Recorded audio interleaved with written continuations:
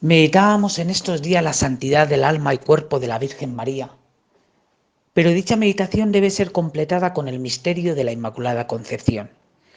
Este dogma de la Iglesia es conocido por todos.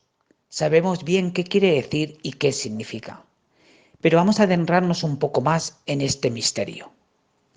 En la Iglesia de Oriente la expresión llena de gracia fue interpretada en el sentido de una santidad singular que reina en María durante toda su existencia.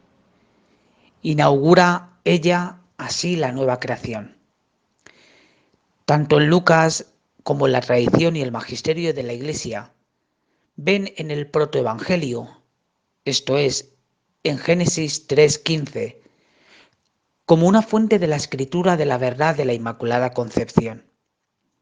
Cuando se escucha lo que Dios le dice a la serpiente, ella te aplastará la cabeza, inspiró muchas representaciones de la Inmaculada que aplasta a la serpiente bajo sus pies. Para el texto hebreo, quien pisa la cabeza de la serpiente no es la mujer, sino su linaje, su descendiente. Es decir, no atribuye a María, sino a su hijo, la victoria sobre Satanás. Pero la concepción bíblica siempre nos representa una profunda solidaridad entre progenitor y descendencia. Es coherente la imagen de la Inmaculada pisando a la serpiente, no por virtud propia, sino de la gracia de su hijo.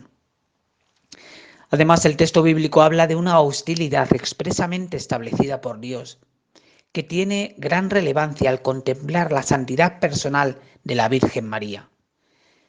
Para ser la enemiga irreconciliable de la serpiente y su linaje, María debía estar exenta de todo dominio del pecado desde el primer momento de su existencia. Esta enemistad puesta por Dios entre la mujer y el demonio exige en María la Inmaculada Concepción, una ausencia total de pecado desde el inicio de su vida. El Hijo concede a la Virgen el poder de resistir al demonio, realizando en su Inmaculada Concepción el más notable efecto de su obra redentora. Es un privilegio único concedido a María por el Señor en el inicio del nuevo orden, que es fruto de la amistad con Dios y que implica una enemistad profunda entre la serpiente y los hombres.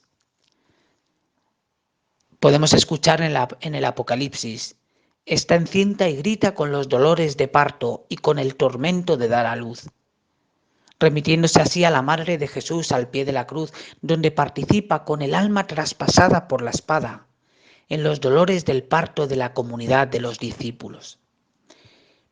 Pero está vestida de sol, lleva el reflejo del esplendor divino, que es signo de la relación esponsal de Dios con su pueblo. Es decir, el Padre llena a María con la gracia de Cristo y el esplendor del Espíritu. En el Antiguo Testamento se nos habla de un contagio del pecado que afecta a todo nacido de mujer. San Pablo, en la carta a los Romanos, declara que por la culpa de Adán todos pecaron y que el delito de uno solo atrajo sobre todos los hombres la condenación. También podemos ver que el Catecismo de la Iglesia Católica nos dice que el pecado original afecta a la naturaleza humana, que se encuentra en un estado caído. Por eso el pecado es transmitido a toda la humanidad, es decir, por la transmisión de una naturaleza humana privada de santidad y de la justicia originales. Pero el mismo San Pablo nos habla de una excepción a esa ley universal, diciendo que Cristo, que no conoció pecado, pudo hacer que donde abundó el pecado sobreabundara la gracia. Esto no significa que María forme parte de la humanidad pecadora. El paralelismo que San Pablo hace entre Adán y Cristo se contempla también entre Eva y María. El papel de la mujer, notable en el drama del pecado, lo es también en la redención de la humanidad. San Ireneo nos presenta a María como la nueva Eva, que con su fe y su obediencia contrapesa la incredulidad y la desobediencia de Eva. Ese papel en la historia de la salvación exige la ausencia de pecado. Era necesario que al igual que Cristo, nuevo Adán, también María, nueva Eva, no conociera pecado y fuera así apta para cooperar en la redención. El pecado es detenido por el Redentor y su fiel colaboradora. Pero hay una diferencia sustancial. Cristo es totalmente santo en virtud de la gracia que en su humanidad brota de la persona divina. En cambio, María es totalmente santa en virtud de la gracia recibida por los méritos del Salvador.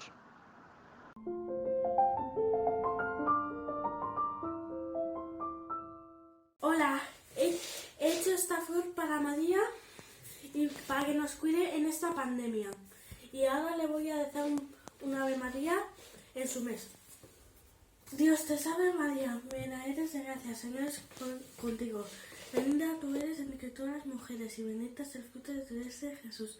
Santa María, Madre de Dios, ruega por nosotros los pecadores, ahora y en la hora de nuestra muerte. Amén.